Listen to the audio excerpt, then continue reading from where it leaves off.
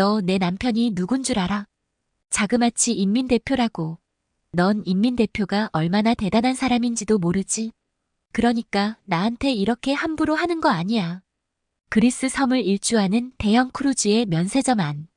화가 잔뜩 난 여성이 소리를 지르더니 급기야 가방에서 돈다발을 꺼내 직원의 얼굴에 던지기 시작합니다. 도대체 이곳에서는 무슨 일이 있는 것일까요? 안녕하세요. 저는 스위스에 살고 있는 엘라 슈미치입니다. 간호사로 일하다 지금은 여행 유튜버로 전 세계를 돌아다니고 있습니다. 제가 간호사였다고 하면 다들 왜 병원을 그만두었는지를 궁금해 하시더라고요. 그래서 제 이야기를 잠시 해드릴게요. 간호사가 되는 것은 저의 오랜 꿈이었습니다. 아픈 사람들을 보살펴주고 그들이 건강해지게 돕고 싶었거든요. 그러나 참 아이러니하죠? 제가 간호사로 첫 근무를 하게 된 곳은 아픈 환자들이 스스로 삶을 마감하도록 도와주는 병원이었습니다. 그곳에서 근무했던 선배 언니가 출산에 들어가면서 잠시 대타로 근무하게 된 것이 시작이었죠. 마르쿠스와는 그곳에서 만났습니다. 그는 저보다 겨우 4살이 많았어요. 안타깝게도 그는 평생 성실하고 열정적으로 살아왔지만 불치의 병으로 고통받고 있었습니다. 고아였던 그는 계속되는 치료와 고통, 그리고 스위스의 살인적인 병원비에 지쳤다고 했어요. 그리고 더 늦기 전 이곳에 오게 된 것이었죠. 떠나기 전 그는 제게 말했습니다. 엘라, 세상은 넓고 삶은 짧아. 만일 내가 다시 산다면 나는 온 세상을 돌아다닐 거야. 세상의 모든 풍경을 눈에 담고 많은 사람을 만나겠지. 안타깝게도 신은 내게 그것을 허락하지 않으셨지만 호수처럼 파란 그의 눈에서 또르르 눈물이 떨어졌습니다. 그리고 약속된 시간, 그는 제 곁을 떠났습니다. 저도 병원을 떠났습니다. 그리고 프랑스를 시작으로 유럽 여행을 시작했습니다. 마치 마르쿠스에게 편지를 보내듯 저는 여행지의 아름다운 풍경과 사람들의 이야기를 유튜브에 올리기 시작했습니다. 유럽 대륙 일주로 시작한 저의 여정은 섬나라 그리스까지 계속되었습니다.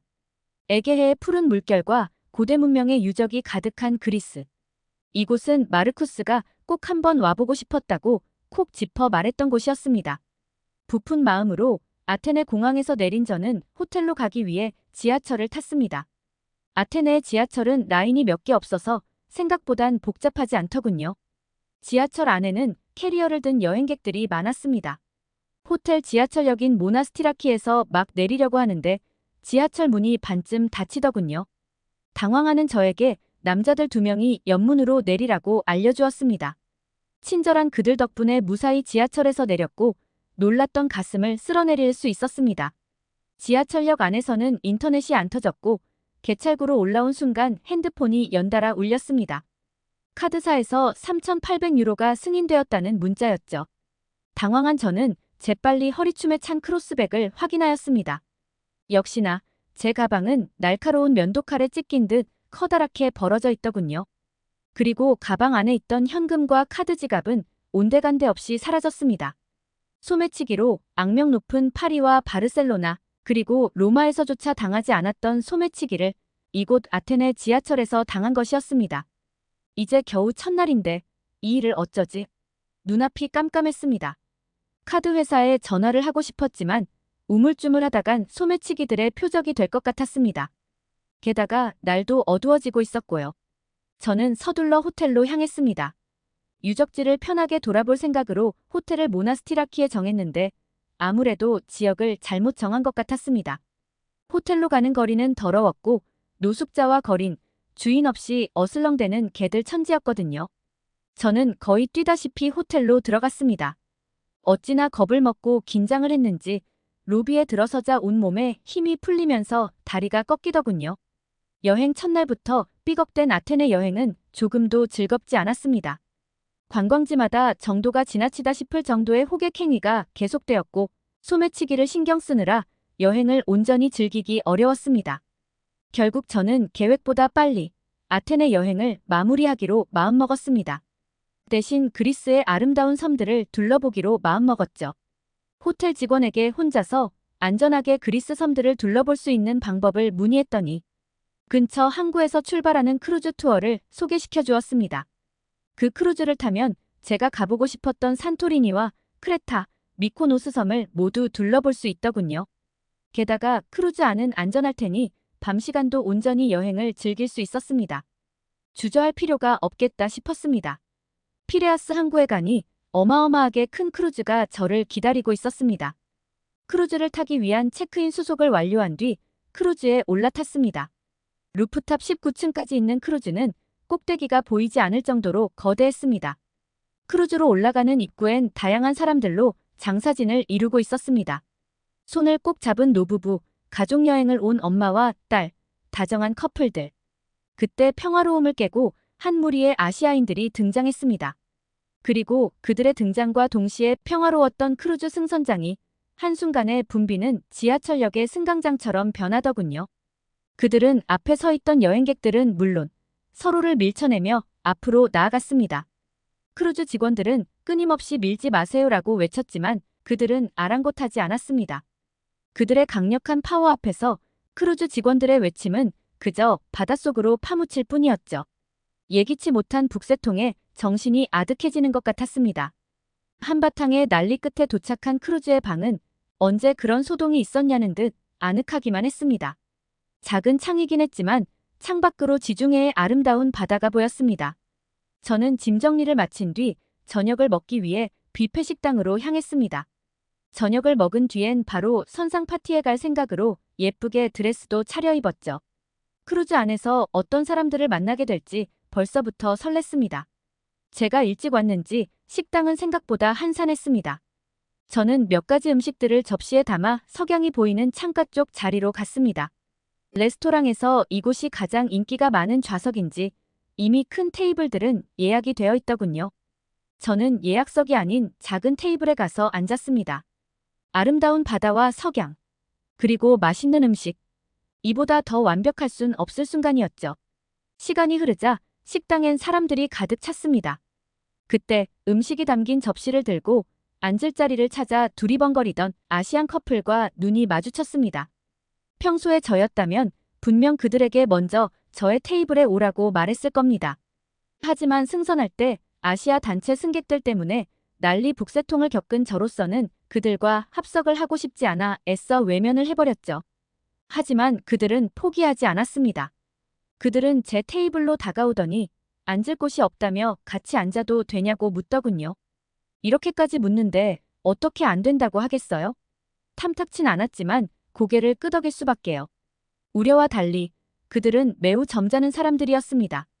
이야기도 식사도 품격 있게 하더군요. 저는 그들에게 아까 단체로 탑승한 여행객이 아니냐고 물어봤습니다. 그들의 이름은 동범과 미연으로 결혼 25주년을 맞아 한국에서 여행을 왔다고 했습니다. 승선장에서 봤던 단체 여행객은 아마도 중국인인 것 같다고 했지요. 저는 승선장에서의 난리법석 때문에 그들도 중국인으로 오해했다고 솔직하게 말하고 자리를 찾을 때 먼저 앉으라고 말하지 못해 미안했다고 사과했습니다. 그들은 웃으며 대부분의 서양인들이 중국인과 한국인을 구별하지 못한다며 개의치 말라고 했습니다. 동범 씨와 미연 씨는 재치가 넘치는 사람들이었어요. 여행 경험도 풍부해서 새로 알게 되는 것도 많았습니다. 즐거운 시간이었습니다.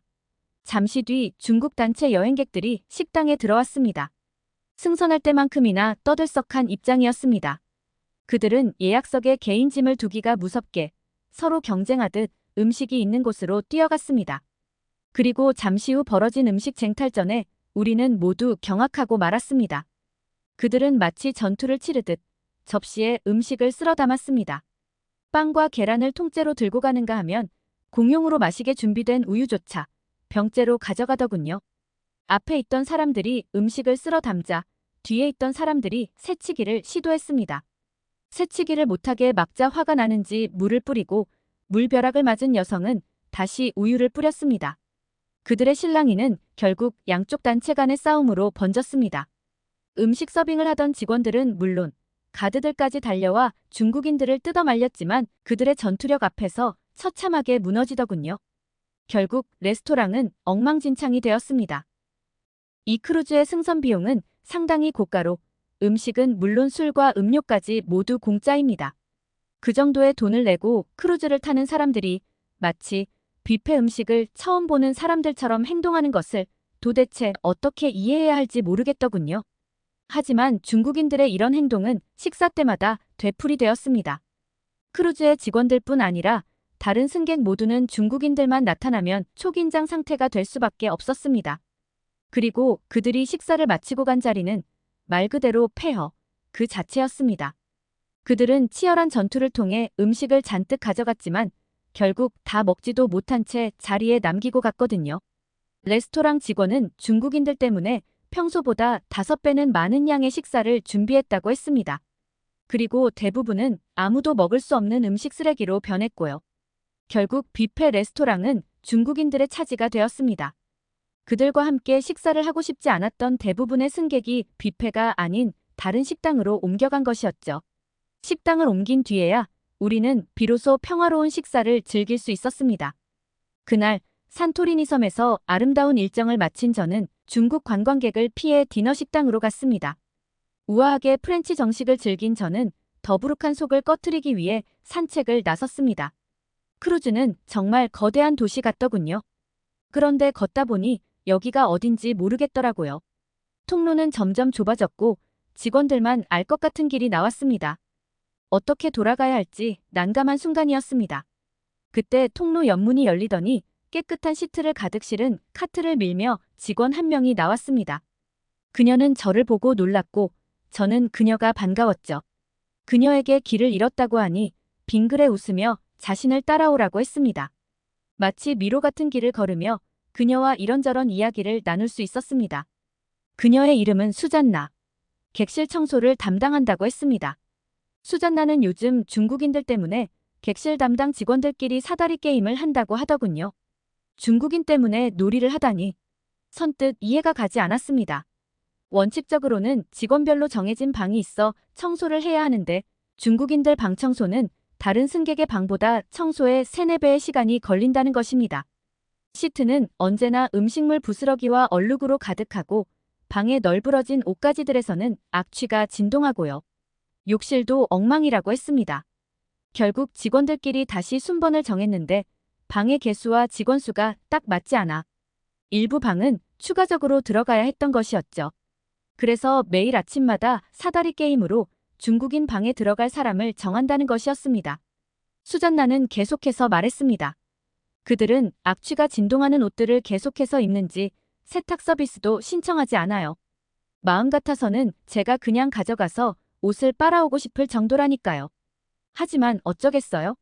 제가 할 수 있는 건 냄새나는 옷가지들을 가지런히 개어두고 나오는 게 다죠. 그렇다 보니 시트를 아무리 새 것으로 바꿔도 그들 방에서는 악취가 진동해요. 그리고 악취는 날이 갈수록 심해지고 있고요. 그들의 방에서 그 지독한 냄새를 빼는 게 가능하기나 할지 벌써부터 걱정이에요. 이제 아시아인 승객은 절대 받고 싶지 않을 정도라니까요. 저 또한 승선할 때 중국인들의 어이없는 행동에 비슷한 생각을 했던지라 그녀의 말이 이해가 되었습니다. 하지만 그녀의 말에 다 수긍할 수는 없었죠. 이곳에서 만난 동범 씨와 미연 씨는 그들과 완전 다른 사람들이었으니까요. 저는 수잔나에게 이 배에 타고 있는 한국인에 대해 말해주었습니다. 겉모습은 비슷할지 몰라도 그들은 전혀 다른 사람이었다고요. 한국인을 중국인과 착각했던 저의 이야기도 들려줬습니다. 제 말이 끝나자 그녀가 놀란 표정으로 말하더군요. 아, 그래서 그랬구나. 사실 중국인이 쓰는 방 중에서 딱 하나가 이상하리만치 깨끗해서 다들 궁금해했거든요. 그 방만큼은 언제나 정돈이 잘 되어 있고 심지어 분리수거까지 되어 있었어요.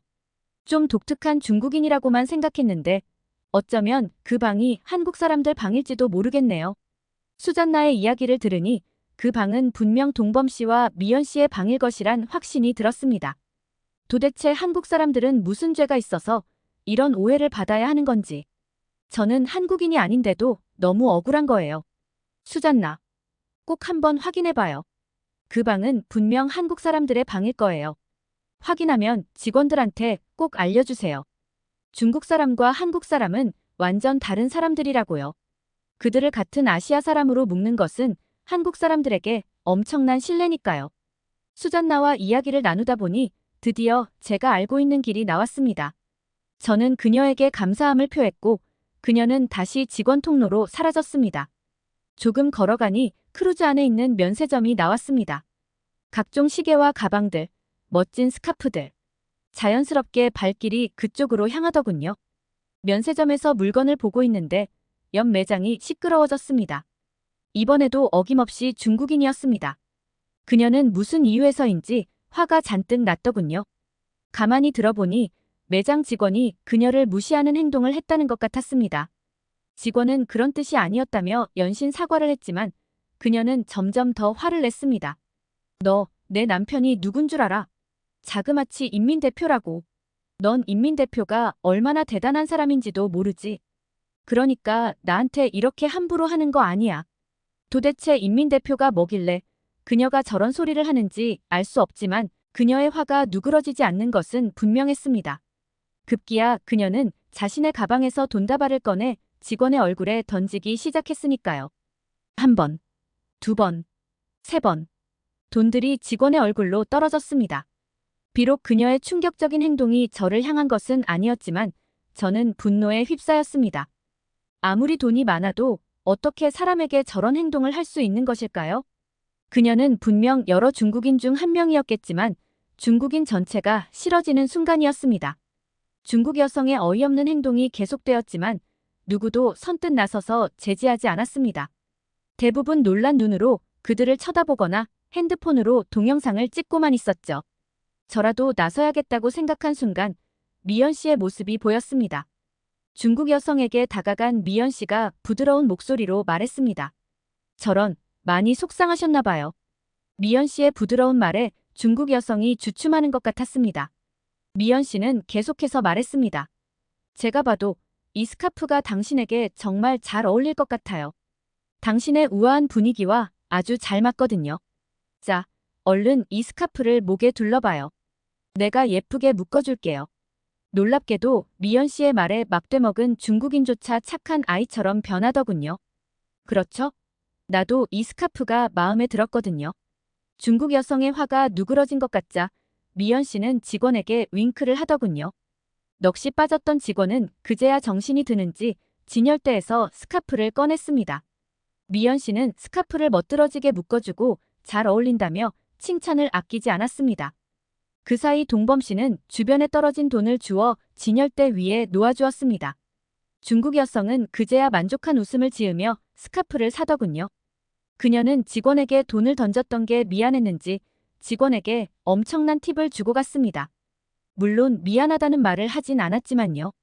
그녀가 떠난 뒤 직원은 눈물을 흘리며 감사하다고 인사를 하더군요. 그곳에 있던 모든 사람들은 자칫 큰 사건으로 번질 수 있었던 일을 부드럽게 마무리 지은 미연 씨의 지혜에 탄복하고 말았습니다. 만일 제가 나섰다면 저는 분명 그 중국 여성과 언쟁을 벌였을 겁니다. 서로 더 감정을 상했겠죠. 그런데 미연 씨의 대처는 전혀 생각지 못했던 방법이었습니다. 중국 여성이 함부로 던진 돈을 대신 주어준 동범 씨의 행동은 또 어떻고요? 그가 아니었다면 얼굴에 돈을 맞았던 직원이 모멸감을 참으며 돈을 주어야 했을 겁니다. 이 모든 것을 지혜롭게 해결한 한국인 부부의 행동에 저는 어느새 큰 감동을 느끼고 있었습니다. 상황이 마무리된 뒤 저는 미연 씨에게 어떻게 그런 용기를 냈냐고 물었습니다. 미연 씨가 말하더군요. 우리에게는 아까 그 어린 직원 또래의 아이들이 있습니다. 그 직원도 분명 누군가의 소중한 딸이겠죠. 한국인들은 나이를 먹는다는 게 그만큼의 책임이 따르는 것이라 생각합니다. 저는 더 이상의 분란을 만들지 않으면서 어린 직원을 보호하고 싶었습니다. 그게 어른으로서 당연히 해야 할 도리니까요. 그녀의 말에 저는 한동안 말문이 막혔습니다. 간호사로 근무하며 저는 늙고 병든 많은 노인들을 만났습니다. 저에게 있어 나이가 든다는 것은 그동안 가지고 있던 아름다움을 하나씩 잃어가면서 늙고 병들고 아프고 결국 주변 사람들의 도움이 필요해지다가 죽는 것이라 생각했습니다. 그래서 저는 한 살 한 살 나이가 들어가는 게 싫었고 슬펐고 두려웠습니다. 그런데 그들은 나이가 든다는 것의 의미를 전혀 다른 관점에서 말하고 있었습니다. 나이가 든다는 것은 어른이 되는 것이고 어른으로서 젊은이들을 보듬는 책임을 다하는 것이라고요. 그들이 말하는 어른은 비록 젊었을 때의 아름다움을 잃어가는 사람일지는 몰라도 내면은 젊은 사람들이 절대 가질 수 없는 지혜와 원숭미로 채워가는 사람이었습니다. 그것은 저에게 새로운 관점에서 인생을 바라보게 해주었습니다. 나이가 들어가는 게 그렇게 아름다운 사람이 되어가는 과정이라면 기꺼이 한 살 한 살 아름답게 나이를 먹어가고 싶어졌습니다. 자연스럽게 저는 도대체 한국은 어떤 나라이길래 한국 사람은 저런 생각을 할 수 있는 것일까? 라는 생각을 하게 되었고 더 많은 한국인을 만나보고 싶은 생각이 간절해졌습니다.